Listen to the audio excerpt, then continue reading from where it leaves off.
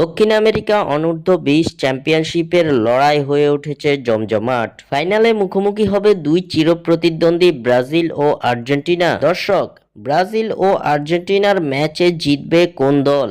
আপনি কোন দলের সাপোর্টার তা আমাদের অবশ্যই কমেন্ট করে জানাবেন। সাউথ আমেরিকান অনূর্ধ্ব-20 চ্যাম্পিয়নশিপের ফাইনাল রাউন্ডের নিজেদের খেলা 3 ম্যাচের মধ্যে 3টিতেই জয়ের দেখা পেয়েছে ব্রাজিল ও আর্জেন্টিনা। নিজেদের সবশেষ ম্যাচে ব্রাজিল হারিয়েছে প্যারাগুয়েকে, অন্যদিকে আর্জেন্টিনা হারিয়েছে কলম্বিয়াকে। প্যারাগুয়ের বিপক্ষে বড় জয়ে পয়েন্ট টেবিলে আর্জেন্টিনাকে হটিয়ে শীর্ষস্থান দখল করে নিয়েছে সেলেসাওরা। ফাইনাল রাউন্ডের 3 ম্যাচ শেষে পয়েন্ট টেবিলের সমান 9 পয়েন্ট ব্রাজিল ও আর্জেন্টিনার, যার ফলে এবার অনুষ্ঠিত হতে যাওয়া ব্রাজিল আর্জেন্টিনার সুপার ক্লাসিকোর এই ম্যাচটি ধরা হচ্ছে ফাইনাল রাউন্ডের ফাইনাল ম্যাচ হিসাবে।